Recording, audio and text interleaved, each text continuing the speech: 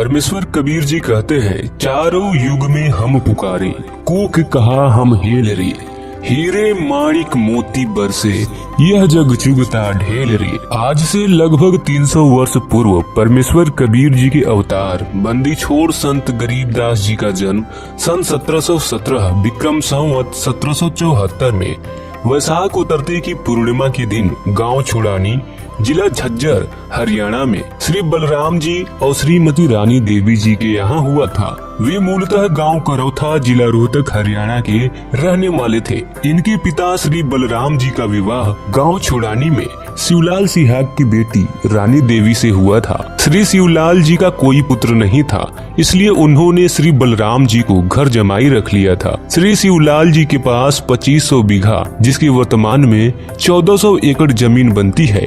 उस सारी जमीन के वारिस एक बलराम जी के बाद इकलौते पुत्र गरीबदास जी ही थे। गरीबदास जी बचपन से ही अन्य ग्वालों के साथ गायों को चराने जाते थे।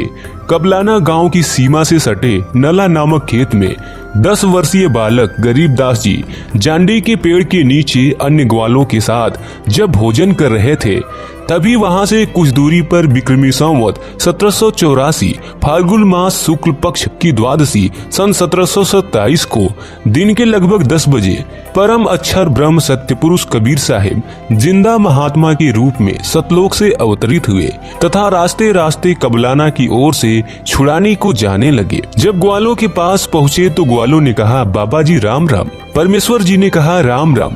ग्वालों ने कहा कि बाबा जी खाना खाओ। परमेश्वर जी ने कहा कि खाना तो मैं अपने गांव से खाकर चला था। ग्वालों ने कहा कि महाराज, खाना नहीं खाते तो दूध तो अवश्य पीना पड़ेगा, हम अतिथि को कुछ खाए पिए बिना नहीं जाने देते। परमेश्वर ने कहा कि मुझे दूध पिला दो, मैं कुंवारी गाय का दूध पीता हूँ। जो बड़ी आयु के पाली ग्वाले थे उन्होंने कहा कि आप तो मजाक कर रहे हो बाबा जी, आपकी दूध पीने की नीयत नहीं है, कुंवारी गाय भी कभी दूध देती है। परमेश्वर ने कहा कि मैं कुंवारी गाय का दूध पीऊंगा।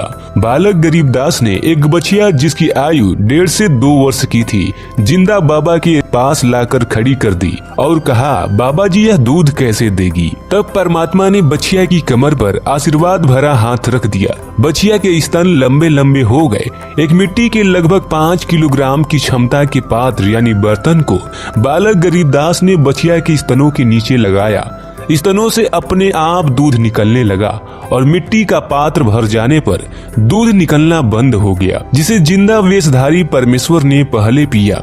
शेष दूध को अन्य पाली ग्वालों को पीने के लिए कहा तो बड़ी आयु के ग्वाले कहने लगे कि बाबा जिंदा, कुंवारी गाय का दूध तो पाप का दूध है, दूसरे आप न जाने किस जाति के हो, आपने जादू जंतर से दूध निकाला है, आपका जूठा दूध हम नहीं पिएंगे। यह कहकर जिस जांडी के वृक्ष के नीचे बैठे थे वहां से चले गए।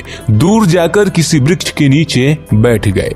तब बालक गरीबदास जी ने कहा कि हे बाबा जी, आपका जूठा दूध तो अमृत है, मुझे दीजिए। यह कहकर कुछ दूध बालक गरीबदास जी ने पिया। फिर जिंदा वेशधारी परमेश्वर कबीर जी ने संत गरीबदास जी को नाम उपदेश दिया और उनके आग्रह करने पर उनकी आत्मा को शरीर से अलग कर ऊपर के लोकों को दिखाया तथा सर्व प्रभुओं के सामर्थ्य से परिचित कराया। उधर माता पिता और सभी ग्रामीण बालक गरीबदास को मृत जानकर चिता पर लिटाकर अंतिम संस्कार की तैयारी करने लगे। तब परमेश्वर ने गरीबदास जी की जीवात्मा के ज्ञान चक्षु खोलकर अंतःकरण में अध्यात्म ज्ञान डालकर आत्मा को पुनः शरीर में प्रवेश कर दिया।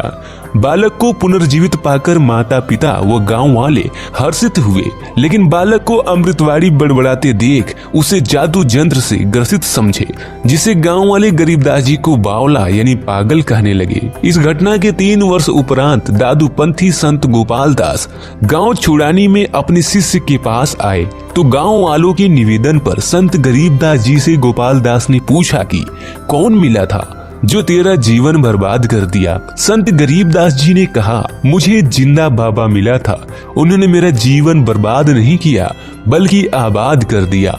और कहा कि गरीब हम सुल्तानी नानक तारे, दादू को उपदेश दिया, जाति जुलाहा भेद न पाया, काशी माहे कबीर हुआ। गरीब अनंत कोटि ब्रह्मांड का, एक रति नहीं भार, सतगुरु पुरुष कबीर है, कुल के सिरजनहार। गरीब अजब नगर में ले गया, हमको सतगुरुआन, झिलके बिंब अगाध गति, सूते चादर तान। जिसके बाद 62 वर्षीय गोपाल दास जी समझ गए कि यह ज्ञानी बालक परमात्मा से मिलकर आया है। फिर उन्होंने संत गरीबदास जी से इन अमृत वाणियों को लिपिबद्ध कराने की प्रार्थना की, जिसके 3 दिन बाद संत गरीबदास जी पूरी वाणियों के लिखने की शर्त पर अमृतवाणी लिखवाने के लिए तैयार हुए। इस तरह संत गरीबदास जी ने परमात्मा से प्राप्त तत्व ज्ञान को लगभग 6 माह में लिखवाया और इस प्रकार हस्तलिखित सदग्रंथ साहिब अमर ग्रंथ की रचना हुई। बंदी छोड़ संत गरीबदास जी महाराज ने लोगों को तत्व ज्ञान समझाने और उनके भ्रम निवारण के लिए अनेकों लीलाएं व चमत्कार किए। फिर 61 वर्ष की आयु में सन 1778 विक्रमी संवत्स 1835 भादवा मास भाद्र शुक्ल पक्ष की दूज को छुड़ानी से सतलोक गमन किया, जिसके बाद उनके शरीर का अंतिम संस्कार किया गया और वहां छतरी साहिब के रूप में एक यादगार बना दी गई। इसके बाद संत गरीबदास जी उसी शरीर में सहारनपुर उत्तर प्रदेश में प्रकट हुए और 35 वर्ष रहे, लोगों को तत्व ज्ञान समझाया। उसके बाद उन्होंने अपना शरीर सहारनपुर में छोड़ा और यहाँ भी संत गरीबदास जी महाराज की के नाम की यादगार यानी छतरी बनी हुई है। ये दोनों यादगार आज भी विद्यमान है। वर्तमान समय में बंदी छोड़ कबीर परमेश्वर जगत गुरु तत्वदर्शी संत रामपाल जी महाराज जी के रूप में अवतरित है, जो कि संत गरीबदास जी और परमेश्वर कबीर जी द्वारा प्रदत्त तत्व ज्ञान को सर्व धर्मों से प्रमाणित करते हुए जन जन तक पहुंचा रहे हैं, जिससे उनके द्वारा बताई गई भक्ति विधि से लोगों को लाभ हो रहे हैं और वे सुखी हो रहे हैं।